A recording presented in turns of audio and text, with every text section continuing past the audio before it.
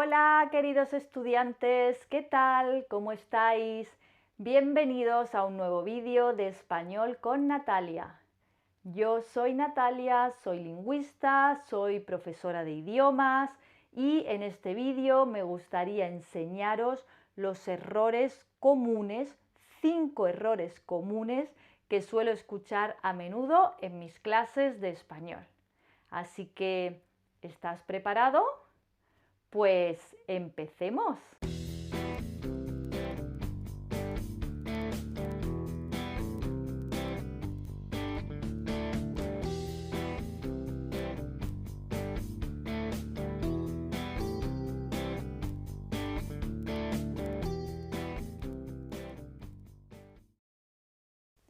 Antes de empezar, te recuerdo que puedes activar los subtítulos y que la mejor manera para aprender un idioma es escuchando el idioma. Eso te va a ayudar a mejorar tu comprensión auditiva. Recuerda que puedes suscribirte al canal y activar las notificaciones para estar al corriente cuando publique un nuevo vídeo y sobre todo la segunda parte de este vídeo con los errores más comunes. Y también puedes seguirme en Instagram, donde publico cotidianamente, ¿vale? Bueno, pues ahora sí, empecemos. Bien, veamos el primer error que suelo escuchar muy a menudo en mis clases, especialmente para los hablantes de francés. Ir a o ir en. Bien, esto suele causar problemas a los hablantes de francés, a los francófonos, ya que en francés se va a utilizar la preposición a delante de una ciudad y la preposición en delante de un país femenino.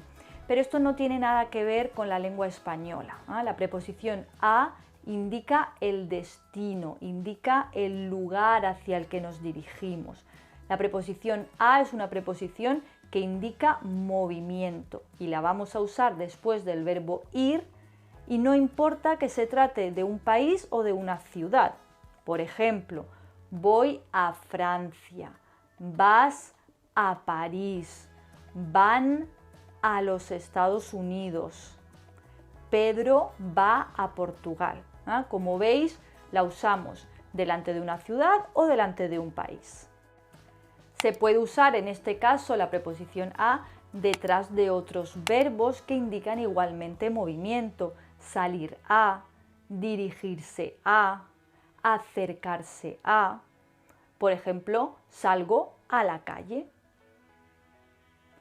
¿Cuándo vamos a usar la preposición en? La preposición en se utiliza después del verbo ir cuando se trata de un medio de transporte.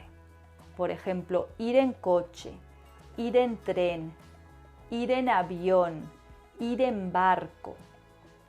Sin embargo, hay dos excepciones, no hay regla sin excepción y decimos ir a pie o ir a caballo. No, por ejemplo, podemos decir voy a París en tren, vas a Sevilla en avión o vas en avión a Sevilla. ¿De acuerdo? Muy bien. Segundo error que suelo escuchar en mis clases de español. Desde o desde hace. Para los hablantes de francés esto suele causar algún problema, ya que en francés los dos, desde y desde hace, se traducen por la misma palabra, por una única palabra, depuis. En inglés, sin embargo, se usa igual que en español y hay dos palabras, desde, since, desde hace, for. Entonces, cuando se utiliza desde se utiliza seguido de una fecha, del principio, pero no de la duración. Por ejemplo, vivo en París desde 2001. ¿Vale? En francés sería j'habite à Paris depuis 2001. Depuis 2001, desde 2001, desde el 2001. Y en inglés sería since 2001. ¿De acuerdo? Cuando hablamos de la duración es desde hace. Vivo en París desde hace 19 años. En francés sería j'habite à Paris depuis 19 ans. Es decir, que en francés vamos a tener la misma palabra. Y en inglés sería for 19 years. El problema para algunos hablantes de inglés es que en este caso van a traducir por la preposición por. Sin embargo, os recuerdo que para la duración usamos desde hace. Desde since, desde hace for. Vivo en París desde el año 2001. Vivo en París desde hace 19 años. Tercer error que suelo escuchar en mis clases de español, la palabra problema es masculina. El problema. No digas la problema. No, no. No digas no hay problema. La palabra problema es masculina. El problema. No importa que termine en a. No todas las palabras que terminan en a son femeninas. Hay muchas palabras que terminan en ma, como el poema, el dilema, el drama, el diploma, el tema, que son masculinas. ¿Por qué? Porque son palabras que provienen del griego, que luego pasó al latín, siendo palabras neutras en latín. Pero en español no existe el género neutro. Como sabéis, en español tenemos dos géneros, el femenino y el masculino. No es como otros idiomas, como por ejemplo el alemán, que tiene género neutro. Entonces, estas palabras de origen griego y latín, que terminan en ma, pasaron al español siendo palabras masculinas. Os recuerdo, un ejemplo: ¿tienes algún problema?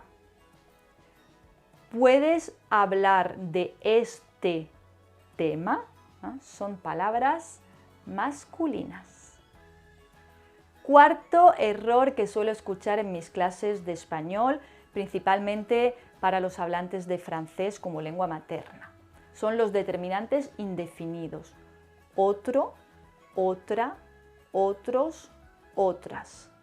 En español no vamos a colocar delante un o una, como sí se hace en francés.